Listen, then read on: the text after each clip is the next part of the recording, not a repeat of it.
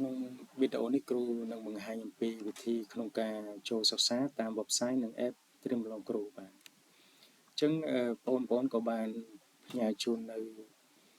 email បាទដែលបងប្អូនបានផ្ញើមកហ្នឹងគឺគ្រូនឹង add បងប្អូនជា publish viewer ដើម្បីបងប្អូនអាចចូលទៅ website បាន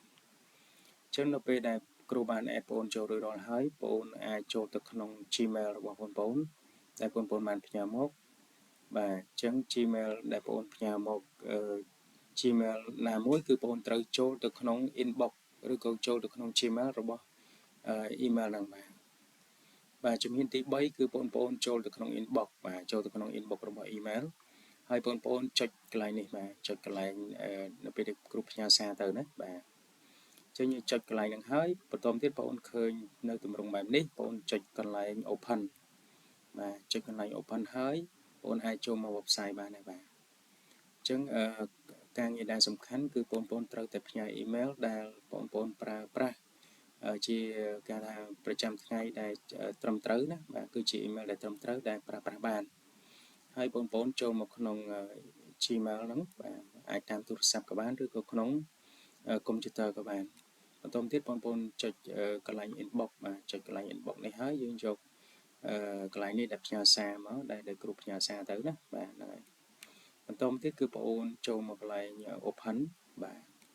ហើយបន្តទៀតបងប្អូនអាចចូលមកក្នុង website បានបាទនេះគឺជាវិធីក្នុងការចូលណាហើយបន្តទៀតបងប្អូនអាចចូលទៅក្នុង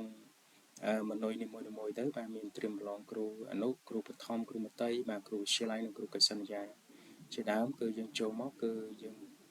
នៅក្នុងផ្នែកនេះគឺយើងឃើញពាក្យថាចាប់ផ្ដើមរៀនយើងចុចពាក្យថាចាប់ផ្ដើមរៀនបន្តទៀតយើងចុះឈ្មោះណាបាទអញ្ចឹងជំហានទី8គឺមុននឹងយើង log in បានគឺលុះត្រាតែយើងចុះឈ្មោះសិនបាទពេលយើងចុះឈ្មោះយើងអាចដាក់ឈ្មោះយើងផ្ទាល់ទៅហើយយើងអាចដាក់រូបថតបានណានេះគឺយើងអាចបញ្ចូលរូបថតបានហើយយើងដាក់ email បាទ email ដែលយើងប្រើប្រាស់ផ្លូវការនៅក្នុងទូរស័ព្ទដៃឬក៏ក្នុងកុំព្យូទ័រយើងផ្ទាល់ដើម្បីងាយស្រួលក្នុងការចូលមកប្រើប្រាស់បន្តទៀត password យើងត្រូវដាក់យ៉ាងតិច6ខ្ទង់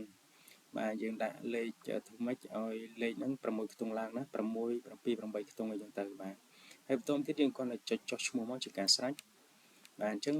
គឺអាចចូលទៅប្រើប្រាស់បានហើយបាទអញ្ចឹងវីដេអូបន្តលោកគ្រូនឹងបង្ហាញអំពីវិធីនេះបន្ថែមទៀតបាទសូមអរគុណច្រើនបងប្អូន